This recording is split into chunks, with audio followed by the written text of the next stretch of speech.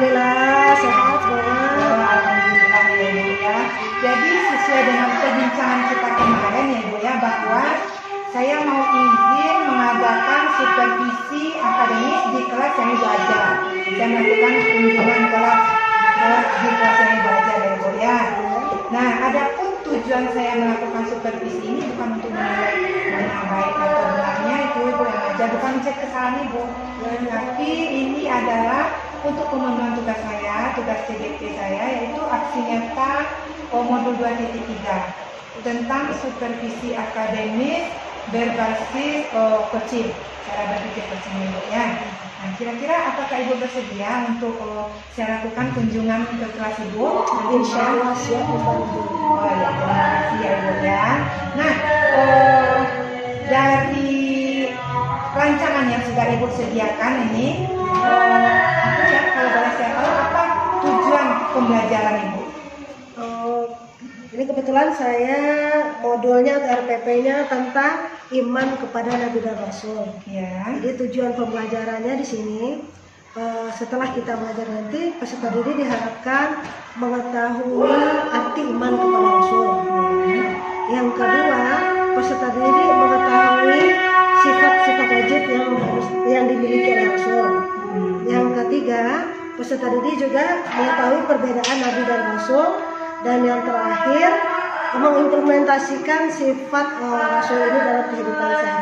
Bagus sekali tujuan pembelajarannya, yaitu tentang iman kepada Rasul ya Bu ya, begitu kira-kira. Nah, dari tujuan yang sudah Ibu sampaikan itu, apa yang menjadi sasaran yang akan Ibu kembangkan dalam kunjungan kelas nanti? Yang pertama, mengenai sifat kognitifnya. Kognitif tentang materi iman dan Rasul itu ya Bu ya? Tentang iman kepada Nabi dan Rasul ini, anak-anak kan harus menguasainya. Yang kedua, yang sangat ditekankan pada pembelajaran kita sesuai dengan kurikulum yang kita ajarkan sekarang, yaitu kurikulum Merdeka. Jadi kita menekankan kepada profil pelajar Pancasila ini. Bagaimana dia mengamalkannya, apalagi di sini kan nanti bisa profil Pancasilanya itu tentang berakhlak mulia ya. Ya, bagus sekali ya Ibu ya. Kreatif dan berakhlak mulia. Jadi yang ingin Ibu kembangkan yaitu kognitif anak. Apakah anak ini sudah mencapai tujuan dari pembelajaran ini, dan Ibu ingin mengembangkan profil pelajar Pancasila terhadap si anak ini ya Bu ya, yaitu pada dimensi berakhlak mulia dan juga kreatif ya. Bagus Bu. Iya baik Bu Clear. Dari sasaran yang hendak Ibu capai tadi, kira-kira apa strategi yang udah Ibu persiapkan untuk mencapai sasaran itu? Oke, kalau strategi yang kita pakai di sini dalam mencapai tujuan pembelajarannya itu yaitu metode saintifik. Strategi pendekatan saintifik. Kemudian kita memakai metode mix and match supaya anak-anak juga dia terlibat langsung, kemudian anak-anak juga bergairah dalam mengikuti pembelajaran. Iya, bagus sekali Ibu. Kelihatannya itu persiapan Ibu sudah maksimal sekali nih. Sudah siap untuk dikunjungi ya Ibu ya? Maksimal belum, tapi insya Allah siap untuk dikunjungi. Ya, terima kasih Bu. Kira-kira kapan Ibu ada waktu untuk saya kunjungi nih? Kebetulan jadwal saya di kelas 4 ini hari Jumat dan hari Selasa. Jadi kira-kira Bu Mita kapan bisa datang ke saya, insya Allah saya siap. Bagaimana kalau hari Jumat besok kita? Hari Jumat, insya Allah saya pada jam ke-3. Nanti pada saat supervisi saya juga izin ya Bu untuk merekam segala kegiatan pembelajaran dan juga mencatat apa-apa kegiatan pembelajaran yang Ibu lakukan ya Bu ya. Terus nanti setelah supervisi ini ada pula lagi Bu, saya ingin menyampaikan hasil supervisi saya, yaitu kegiatan pasca observasi namanya. Nah, kira-kira kapan pula Ibu ada waktu untuk melakukan pasca observasi ini? Kalau untuk pasca observasi sebenarnya kalau saya siap aja kapanpun. Yang jelas selesai kita pembelajaran, kita punya waktu senggang, di saat itu kita menyampaikan hasil supervisi, siap aja. Lagian bagi saya kan ini juga bermanfaat, walaupun Ibu Mita tujuannya bukan untuk menilai saya, tapi setidaknya Bu Mita sudah tahu hal-hal mungkin yang perlu saya perbaiki, hal-hal yang bisa saya pertahankan, saya kembangkan. Jadi istilahnya itu kan bagi kita tuh simbiosis mutualisme. Kalau begitu, oh berarti Ibu ada waktunya hadiran besok ya Ibu ya. Oke, oh kalau gitu sampai ketemu kita di hadiran besok ya Ibu ya. Terima kasih ya Ibu.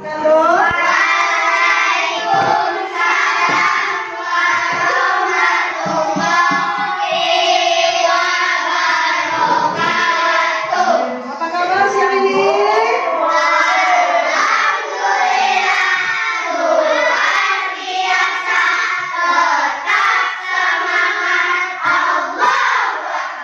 Siap belum belajar?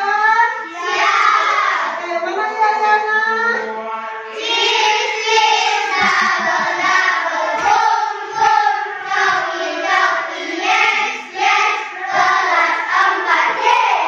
Oke, mantap. Pada siang hari ini, materi kita adalah iman kepada Nabi dan Rasul Allah. Apa materi kita? Beriman kepada Nabi dan Rasul ini bukan iman yang pertama. Apa tujuan kita mempelajari ini? Yang pertama adalah semua harus mengetahui arti iman kepada Nabi dan Rasul.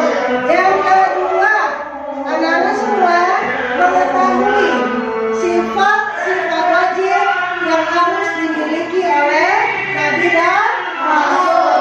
Yang ketiga adalah semua mengamalkan, meneladani sifat jujur, sidik, amanah, dan fatonah yang ada pada diri Rasul dalam kehidupan sehari-hari. Dan yang terakhir adalah semua mengetahui apa perbedaan Nabi dan Rasul serta siapa saja Rasul Ulul Azmi. Oke, 95. Siapa saja mereka?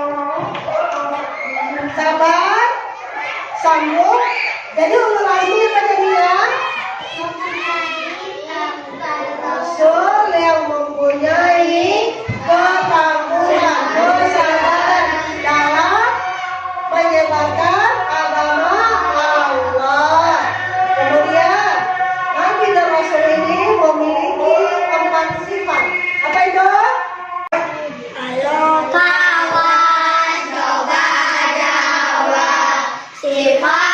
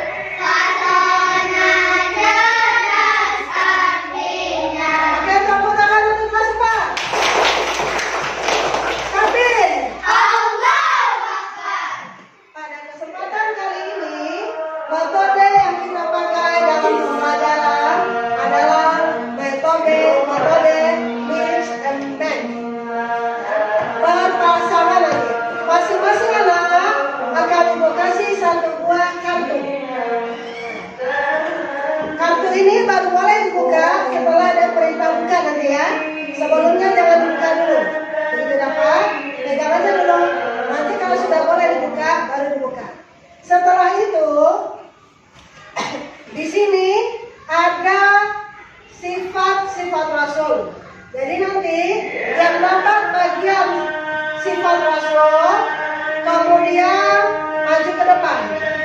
Pasangannya yang arti dari sifat rasul tadi baru kemudian maju lagi ke depan.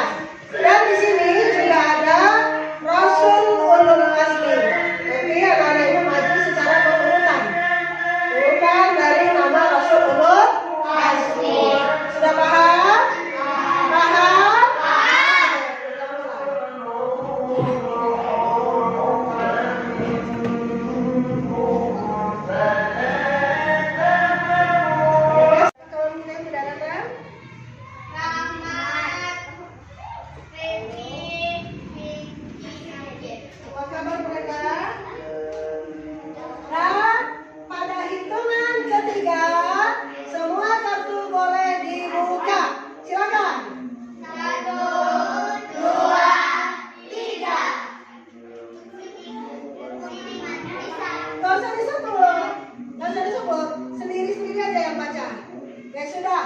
Sudah bertemu? Sekarang perintah berikutnya kita pertama akan masuk sifat wajib rasul.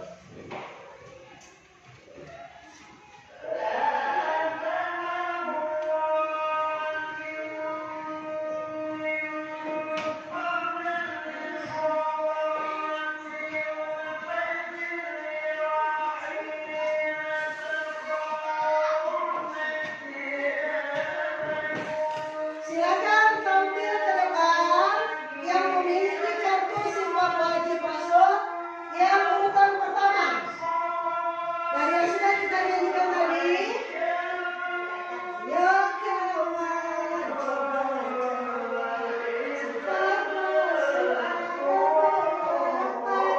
ada empat. Marilah kita sebutkan.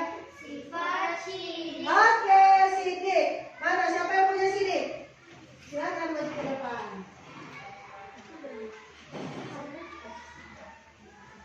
Diperlihatkan.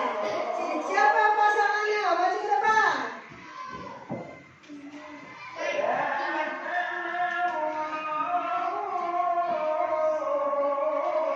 Ya, sidik artinya benar. Betul atau salah? Oke, yang kedua, siapa? Apa sifat rasul yang kedua?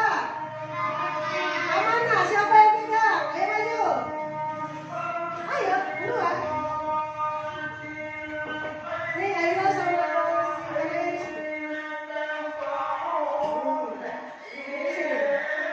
siapa pasangannya? Amanah artinya. Ya, oke, maju ke depan. Ya, pamer. Yang ketiga. Yang ketiga siapa? Apa sifat rasul yang ketiga? Tabligh. Siapa pemilik tabligh?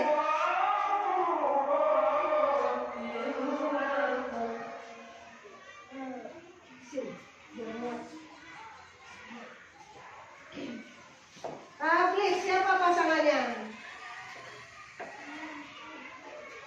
Siapa pasangannya? Ayo maju.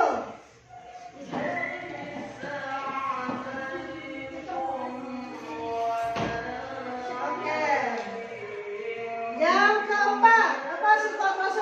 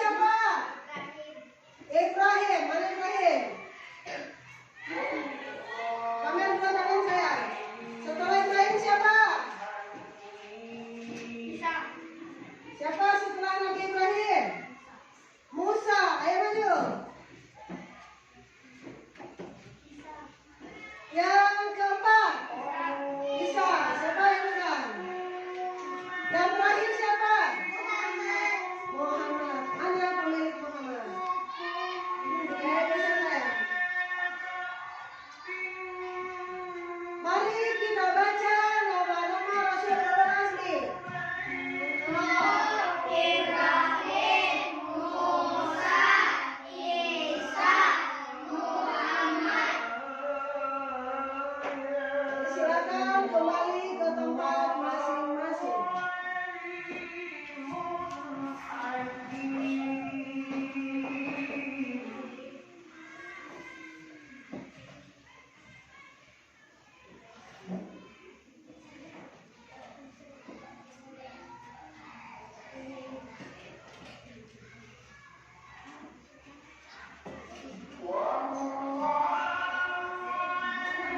Iman kepada Nabi dan Rasul, sudah tahu tentang perbedaan Nabi dan Rasul, sifat wajib Rasul, kemudian Rasul ulul azmi. Sekarang bagaimana kita mengamalkan sifat-sifat Rasul ini dalam kehidupan kita sehari-hari? Yang pertama apa? Yang pertama apa? Sifat wajib. Meneladani sifat wajib Rasul.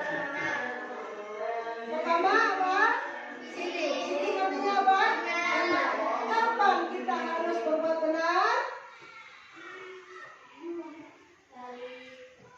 Setiap saat, kapanpun, dimanapun, harus selalu jujur dan selalu berbuat yang benar. Yang kedua apa? Amanah. Amanah itu apa? Dapat dipercaya. Kalau misalnya ada kawan nitip sesuatu, jadi kata Ira, jadi ini ya kirim tempat mak kamu. Ya. Nanti kalau Jenny nggak ngasih ke emaknya, amanah atau tidak? Tidak. Jadi kalau amanah itu menyampaikan sesuatu kepada yang berhak dan menjaga kepercayaan orang lain terhadap kita, itu namanya amanah. Kalau dalam belajar, amanah dari orang tua, kita disuruh untuk belajar di sekolah. Harus bagaimana kita belajar di sekolah? Belajar dengan sungguh-sungguh. Boleh begitu di sekolah? Tidak penting mau dapat nilainya 100 atau berapa, yang penting kita belajar dengan sungguh-sungguh. Kalau kita sudah belajar dengan sungguh-sungguh, insya Allah nilai kita juga tinggi. Tapi kalau kita malas belajar, berarti kita tidak menjaga amanah orang tua dan kita akan mendapatkan nilai yang rendah. Yang ketiga apa? Tabligh itu menyampaikan. Lalu bagaimana cara kita meneladani sifat tabligh Rasul ini?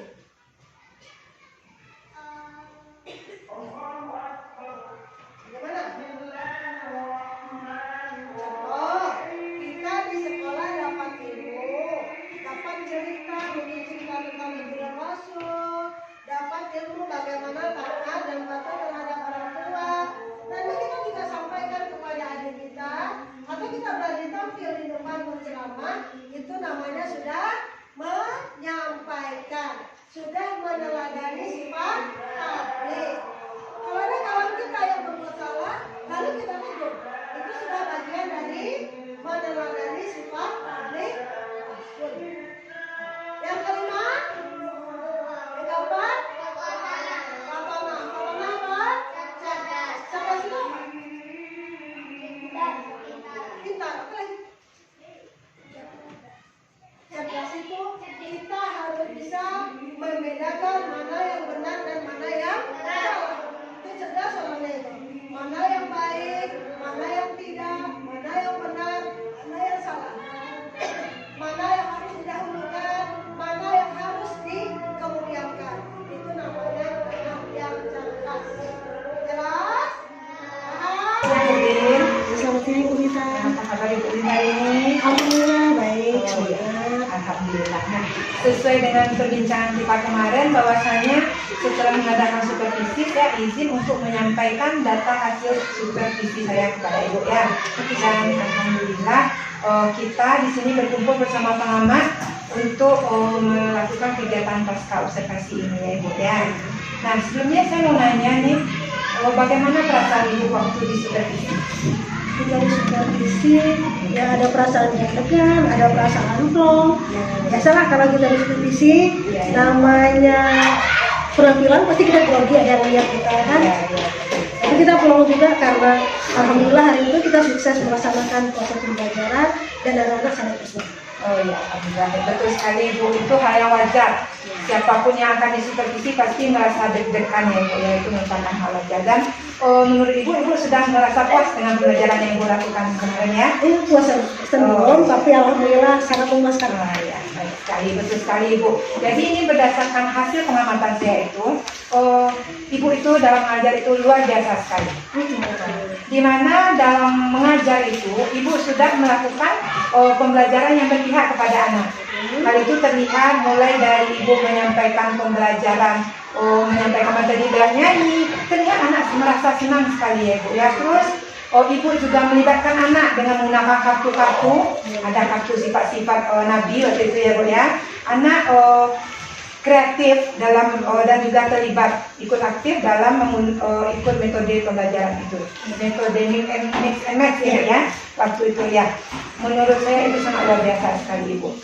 Dan menurut saya memang semestinya begitu, kita sebagai guru kita bisa merancang pembelajaran yang berpusat kepada anak, yang bisa melibatkan anak dan membuat anak itu aktif ya. Ya. Nah baik Ibu Lin, saya mau bertanya kepada Ibu Lin. Kira-kira menurut Ibu pembelajaran yang Ibu lakukan kemarin itu sudah sesuai belum dengan rancangan yang telah Ibu buat sebelumnya? Itu hampir sesuai, 100% belum, tapi itu sudah hampir sesuai dengan apa yang kita inginkan dan apa yang kita rancang, dan alhamdulillah anak-anak sangat bersemangat dan mereka sangat suka dengan metode yang kita pakai. Ya, secara klasikal berarti itu sangat secara klasikal sangat bagus. Iya, iya. Terkait dengan area pengembangan yang kemarin Ibu bicarakan, yaitu Ibu ingin mengembangkan kognitif anak dan juga mau mengembangkan mengenai proses belajar Pancasila. Nah, bagaimana? Apakah ada kendala di saat pembelajaran itu, Bu? Alhamdulillah waktu itu tidak ada kendala karena dalam pengembangannya memang semua anak sudah ikut aktif, berperan aktif dengan metode. Kebetulan kita pakai metode mix and match. Jadi setiap anak mau dapat kartu, artinya mereka memang aktif semuanya. Kemudian daya kreatifnya itu juga tercipta, terlahir di sana ya. Kemudian kalau untuk pelajar profil Pancasila itu kelihatan di situ gimana mereka sifat kejujurannya. Sudah berkembang ya, kreatif, jujur. Jadi nampak di situ. Ya. Kemarin juga di waktu pembelajaran saya lihat anak itu sebetulnya dia mau, dia udah lihat kartu, cuma dia lama melihat kartunya itu. Ya. Kira-kira menurut Ibu apa kendalanya itu? Karena mungkin ada satu anak yang kebingungan waktu itu, kebetulan dia memang belum lancar membaca, jadi dia bingung apa kartu yang dia dapat. Tapi setelah dikasih tahu sama kawan, akhirnya dia juga. Jadi ada anak yang kurang lancar membaca waktu itu ya Ibu. Ya, selain anak itu apakah masih ada kendala lainnya Ibu? Kendalanya ada sedikit, cuma itu persentasenya bisa dibilang hanya sekitar 24%. Karena ada 3 orang anak yang motivasi belajarnya itu belum terlalu kelihatan dan dia memang perlu dukungan yang ekstra dari semua pihak. Jadi adanya kurang motivasi dari sebagian beberapa anak ya Bu ya, motivasinya kurang dan adanya belum lancar membaca ya Bu ya. Nah, untuk kendala yang Ibu hadapi itu kurangnya motivasi anak dan anak yang belum lancar membaca, apa tindakan yang sudah Ibu lakukan? Yang pertama saya mencoba melakukan pendekatan secara individual, secara face to face, dan dia diajak bermain. Jadi belajar sambil bermain, dia bisa. Kemudian dia memang butuh pendekatan yang individual tersebut karena dia butuh dorongan dan dukungan spesial. Jadi dia tidak bisa secara umum, secara klasikal gitu kan. Tapi setelah kita lakukan pendekatannya seperti itu, kemudian kita juga minta temannya untuk melakukan tutor teman sebaya, dan alhamdulillah nilainya meningkat. Nilainya meningkat ya Bu ya. Tadi Ibu sudah melakukan pendekatan individual, sudah melibatkan teman sebagai tutor sebaya juga. Nah, ada hal lain yang Ibu lakukan selain itu? Kolaborasi dengan guru kelas, kemudian kita juga berkonfirmasi langsung dengan orang tuanya, ajak komunikasi supaya orang tua bisa bekerja sama, kemudian juga dengan teman-temannya. Kalau kita memberdayakan lah Tungku Tiga Sejarah. Oh ya, bagus sekali. Memang ya, Tungku Tiga Sejarah itu memang berperan penting ya di dalam dunia pendidikan ya Ibu ya. Jadi Ibu juga sudah melibatkan orang tua dan juga Tungku Tiga Sejarah termasuk masyarakat juga ya. Iya. Kalau boleh saya tahu, andaikan ini dikasih level ya Ibu ya, dari angka 1 sampai 10, menurut Ibu anak ini ada di level berapa? Kalau yang satu orang yang belum bisa membaca itu baru di level 5. Level 5. Kalau untuk yang 3 orang masih di level 6. Level 6 ya, 5 dan 6. Nah, dengan rencana aksi yang Ibu sebutkan tadi itu, Ibu maunya anak ini ke depannya ada di angka berapa? Saya berharap mereka berada di angka 2. Oh iya, bagus sekali. Tentu kita ingin peningkatan terhadap anak ya. Dari beberapa rencana aksi yang Ibu sampaikan tadi, menurut Ibu mana yang akan cepat Ibu lakukan aksinya itu? Sebenarnya ketiga hal yang tadi saya sebutkan itu bisa dilakukan secara langsung. Yang pertama pendekatan secara individual. Dalam proses pembelajaran itu saya langsung kepada anak-anak itu langsung pendekatan individual dan diadakan tes secara lisan terhadap mereka karena mereka butuh pemahaman yang lebih daripada kami. Jadi setelah kita jelaskan, kita pancing, akhirnya keluar sendiri jawaban dari mereka. Yang dari secara cepat. Ya. Kemudian kalau yang untuk tutor teman saya biasanya ketika saya mengoreksi jawaban anak-anak itu saya berdayakan teman-temannya yang sudah tuntas, yang untuk melakukan pengayaan dan pembinaan terhadap kawan-kawannya. Jadi saya fungsikan ke teman-temannya sesekali jalan. Dan untuk orang tuanya, karena kebetulan sekarang kita IT-nya sudah canggih, gampang untuk menghubungi orang tua, langsung konfirmasi dengan orang tuanya. Dan ketika ada waktu bertemu dengan orang tuanya, baik di pasar atau di jalan, itu kita juga komunikasikan. Pokoknya di mana ada waktu, itu kita komunikasikan. Jadi ada komunikasi dengan orang tua ya Ibu ya. Kapan Ibu akan melakukan tindakan yang itu? Baik Ibu, dari berbagai rencana aksi yang Ibu rencanakan itu, dukungan apa saja atau dukungan dari siapa saja yang Ibu butuhkan untuk membantu rencana itu? Kalau untuk dukungan pastinya kita membutuhkan dari semua ibu, baik itu dari peserta didik, dari teman sejawat, dari pihak sekolah, itu kepala sekolah, kemudian dari pihak orang tua dan masyarakat. Nah, kalau bisa kita merangkum bersama-sama, insya Allah pendidikan di sekolah kita atau di Sulawesi Selatan akan maju dan pembelajaran ini akan berjalan dengan lancar. Kemudian kita juga perlu meningkatkan, semakin hari kita harus meningkatkan metode pembelajaran dia, harus memperbaiki. Kita harus kreatif bisa dengan jalan yang sesuai anak ya Bu ya. Dari pengalaman hari ke hari kita bisa menciptakan yang lebih yang disukai. Nah, kira-kira kapan nih saya bisa melihat hasil dari rencana yang Ibu sebutkan tadi itu? Insya Allah dalam waktu 2 minggu kita bisa. Minggu ya, akan terlihat perkembangan peningkatan anak ini ya. Insya Allah. Oke, kalau begitu kita lihat 2 minggu ke depannya Ibu ya. Terima kasih dan mungkin itu saja nih umpan baliknya dari supervisi akademis yang saya lakukan di kelas Ibu kemarin. Terima kasih ya Ibu ya. Saya juga terima kasih karena dengan adanya supervisi itu akan meningkatkan motivasi saya untuk memperbaiki. Meskipun Ibu tidak sedang menilai saya, tapi bagi saya itu sangat penting. Iya Ibu pengamat ya. Sama-sama terima kasih Ibu. Terima kasih. Terima kasih juga.